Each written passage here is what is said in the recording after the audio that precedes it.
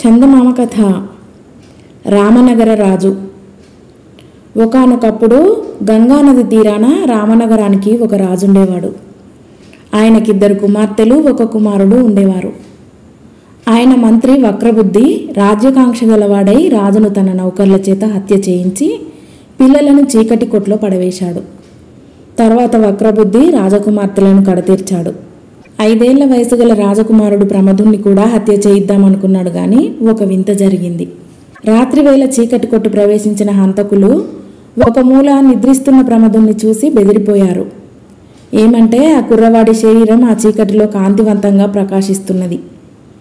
ఆ కుర్రవాణ్ణి చంపటానికి మాకు ధైర్యం లేదు బాబో అని హంతకులు అక్కడి నుంచి పారిపోయారు.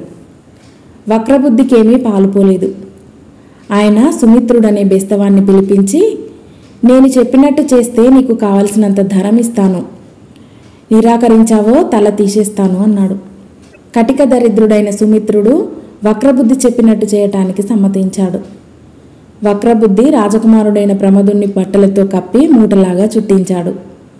సుమిత్రుణ్ణి చీకటి కొట్టుకు తీసుకుపోయి, ఈ మూటను నీ పడవలో తీసుకుపోయి దీనికి బరువైన రాయి కట్టి అర్ధరాత్రి వేళ కాశీకి ఎగువ గంగలో వదిలిపెట్టాలి.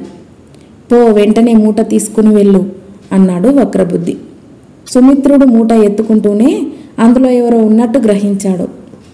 కానీ మారు మాట్లాడకుండా ఆ మూటను తన ఇంటికి పట్టుకుపోయాడు.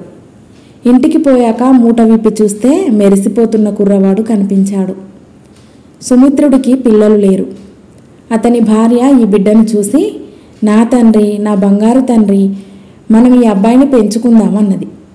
సుమిత్రుడు మారు మాట్లాడకుండా ప్రమదుణ్ణి తన పూరి ఇంట ఉంచాడు. పాత గుడ్డలు మూట కట్టి వాటికి పెద్ద రాయి కట్టి తన తెప్పలో పెట్టుకొని గంగానదిలో ప్రయాణం సాగించాడు. కొన్నాళ్లకు కాశీనగరం మీదుగా వెళ్ళి నడిగంగలో మూటను రాయితో సహా జారవిడిచాడు. ఇదంతా రహస్యంగా కనిపెడుతున్న వక్రబుద్ధి నౌకర్లు పని పూర్తి అయిందని తమ రాజుతో చెప్పారు. కొన్ని రోజులు గడిచినవి. సుమిత్రుడికి వక్రబుద్ధి అన్న ప్రకారం ధనం ఇవ్వలేదు. ప్రమదుడి రహస్యం బయటపడుతుందని కూడా సుమిత్రుడికి భయం పట్టుకుంది. అందుచేత అతడు ఒక చీకటి రాత్రి తన భార్యతోనూ ప్రమదుడితోనూ బయలుదేరి రామనగరు విడిచి వెళ్ళిపోయాడు. కొద్ది మాసాల పాటు అడవులు కొండలు దాటుకొని సుమిత్రుడు మధురానగరం చేరుకున్నాడు. ప్రమదుడి పేరు కుముదుడు అని మార్చాడు. సుమిత్రుడు తన భార్యా బిడ్డలతో వ్యవసాయం చేసుకుంటూ ఏదో విధంగా కాలం గడపసాగాడు. రాను రాను కుముదుడు దృఢకాయుడుగా, ఆజానుబాహువుగా తయారైనాడు. భారతకాలం నాటి భీముడులాగా కుముదుడికి మల్లయుద్ధం చేయటంలోనూ అద్భుతంగా వంట చేయటంలోనూ నేర్పు కలిగింది. మధురా నగరానికి రాజు లేడు.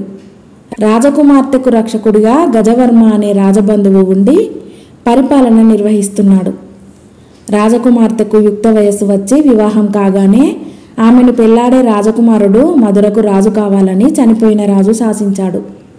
రాజకుమార్తె గుణవతికి యుక్త వయస్సు వచ్చింది, కానీ ఇంకా వివాహం కాలేదు. గజవర్మకు వినోదాలంటే చాలా ఇష్టం. ఒకనాడు ఆయన రాజభవనంలో మల్లయుద్ధాలు ఏర్పాటు చేసి దేశంలోని మల్లులందరికీ ఆహ్వానాలు పంపాడు. అనేక వందల మంది మల్లులు వచ్చారు. అనేక వేల మంది ప్రజలు మల్లుల బల ప్రదర్శనలను చూడటానికి వచ్చారు. ఈ విధంగా వచ్చిన వారిలో కుముదుడు కూడా ఉన్నాడు. సాయంకాలం దాకా మల్లయుద్ధాలు జరిగాయి. అందరినీ ఓడించిన గజమల్లును బహూకరించబోతూ గజవర్మ, ఈ మల్లుని గెలవగలవారు ఎవరన్నా ఉంటే ఈ బహుమానం వారికే ఇస్తామన్నాడు. ఈ మాట వినగానే జనంలోంచి కుముదుడు ముందుకు వచ్చాడు. గజమల్లుడికి కుముదుడికి మల్లయుద్ధం జరిగింది. కుముదుడు క్షణంలో ఓడిపోతాడనుకున్నారు ప్రజలు. కానీ అలా జరగలేదు. గజవర్మ పక్కనే కూర్చొని మల్లయుద్ధం చూస్తున్న రాజకుమార్తె గుణవతి కళ్ళు కుముదుడి మీదనే ఉన్నాయి. అతడు ఎలాగైనా గెలవాలని ఆమె కోరుకోసాగింది. చాలాసేపు మల్లయుద్ధం భయంకరంగా సాగిన అనంతరం కుముదుడు గజమల్లుణ్ణి ఓడించాడు. గజవర్మ కుముదుడికి బహుమానం ఇస్తూ, నాయనా, నా రాజ్యంలో ఇంత బలశాలి ఉన్నట్టు నాకు తెలియదు. నువ్వు ముందే మల్లుల వెంట ఎందుకు రాలేదు అని ప్రశ్నించాడు.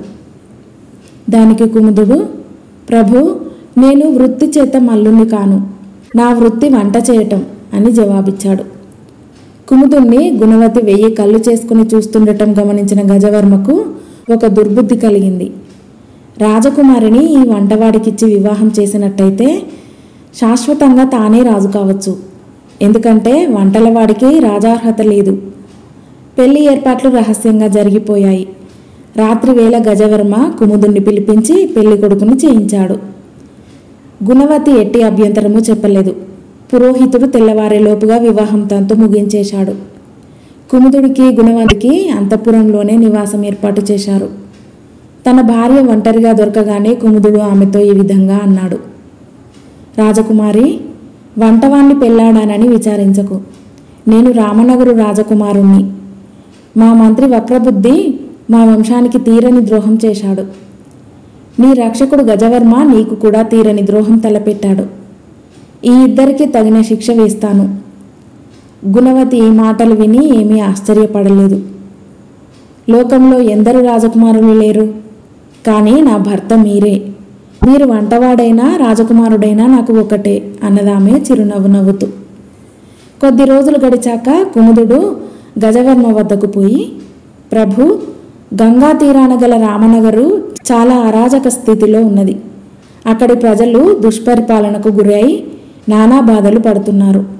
నా వెంట చిన్న సిబ్బందిని పంపితే సునాయాసంగా ఆ రాజ్యాన్ని జయించి మన రాజ్యంలో కలుపుకోవచ్చు అన్నాడు. ఈ మాట విని గజవర్మ చాలా సంతోషించాడు. త్వరలోనే కుముదుడు సైన్యంతో బయలుదేరి రామనగరు మీద దండెత్తాడు. వృద్ధుడైపోయిన సుమిత్రుడు ముందుగానే రామనగర్ చేరుకొని తన పాత బంధువులను స్నేహితులను కలుసుకొని రాజకుమారుడు తన రాజ్యాన్ని స్వీకరించడానికి తిరిగి వస్తున్నాడని ప్రచారం చేశాడు. ఈ వార్త కార్చిచ్చులాగా ఊరంతా వ్యాపించింది. వక్రబుద్ధి దుష్పరిపాలనలో నానా బాధలు పడిన ప్రజలు ప్రమదుడి రాక కొరకు ఎదురుచూడసాగారు. ప్రమదుడు సైన్యంతో సహా గంగా అవతలి ఒడ్డున దిగగానే అంతఃపురంలో వక్రబుద్ధిని అతని నౌకర్లు బంధించి చీకటి కొట్లో పడవేశారు. యుద్ధం గాని రక్తపాతం గాని లేకుండానే ప్రమదుడు తన రాజ్యాన్ని తిరిగి సంపాదించుకున్నాడు. వక్రబుద్ధిని బహిరంగంగా విచారణ జరిపి అతనికి శిరశ్ఛేదం శిక్ష విధించాడు ప్రమదుడు. తర్వాత అతను కొత్త మంత్రులను ఉద్యోగులను నియమించి దుష్ట శాసనాలన్నింటినీ రద్దు చేసి తిరిగి రాజ్యంలో సుభిక్షం నెలకొల్పాడు. ఇక్కడ మధురలో కుముదుడి రాక కొరకు రాజకుమారి గుణవతి, గజవర్మ కూడా ఆత్రంతో ఎదురు చూస్తున్నారు. చిట్ట చివరకు ఎలాగైతేనేం కుముదుడు విజయుడై సైన్యాలతో తిరిగి వస్తున్నాడని వార్త వచ్చింది. గజవర్మ చాలా సంతోషించి గొప్ప దర్బారు ఏర్పాటు చేశాడు. కుముదుని ఊరేగించటానికి, అతనికి స్వాగతం ఇవ్వటానికి బ్రహ్మాండమైన ఏర్పాట్లు జరిగాయి. ఊరంతా తోరణాలు కట్టారు. వాకిళ్ళన్నీ పసుపు కుంకుమలతో అలంకరించారు. వీధి గుమ్మాలలో ముత్తైదువలు హారతులతోనూ పూలమాలలతోనూ ముంచున్నారు. కుముదుడు తన తెల్ల గుర్రం మీద ఊరంతా తిరిగి చివరకు దర్బారు చేరుకున్నాడు. సింహాసనం మీద గజవర్మ కూర్చున్నాడు. అతనికి రెండు వైపులా 2 ఆసనాల మీద ప్రమదుడు, గుణవతి కూర్చున్నారు. గజవర్మ కుముదుడికేసి తిరిగి, నాయనా, నీవు మధుర కీర్తిని నిలబెట్టావు. మధురకు రామనగరును గెలిచిపెట్టి ఎంతగానో తోడ్పడ్డావు. నీకు నేనేమి బహూకరించగలను అని అడిగాడు. మహాప్రభు, మీరు పొరపడ్డారు. నేను రామనగరును మధురకు గెలిచిపెట్టలేదు. రామనగరు నాదే. దానిని శత్రువుల నుండి తిరిగి సంపాదించుకున్నాను. మీరు తోడ్పడినట్టయితే రామనగరకు మధురను కూడా గెలుచుకుంటాను అన్నాడు ప్రమదుడు. గజవర్మ ఆగ్రహావేశంతో, ఓరి కృతజ్ఞుడా, వంటలవాణ్ణి తెచ్చి నీకింత గౌరవం ఇచ్చినందుకు నా సింహాసనానికే ఎసరు పెట్టావుగా, చూడు నిన్నేం చేస్తానో అని హోంకరించాడు. నేను వంటలవాణ్ణి కాను. నా పేరు కుముదుడు కాదు, ప్రమదుడు. నేను రామనగరు రాజును. మీదు మిక్కిలి రాజకుమార్తె భర్తను.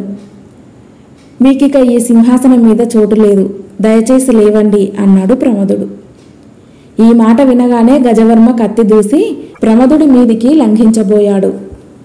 కానీ మహాబలుడైన ప్రమదుడు అతడి చేతిని గట్టిగా పట్టేసరికి గజవర్మ చేతి కత్తి కంగున కింద పడింది. అతడి చేయి ఎముకలు పటపటా విరిగిపోయాయి. ప్రమదుడి అంగరక్షకులు గజవర్మను పట్టుకుని చెరసాల చేర్చారు. ప్రమదుడు నిండు దర్బారులో తన గాథ యావత్తు చెప్పాడు. పౌరులు అతనిని తమ రాజుగా స్వీకరించారు. ప్రమదుడు, గుణవతి చాలా కాలం సుఖంగా ఉండి ప్రజలను చక్కగా పరిపాలించారు. కథ సమాప్తం.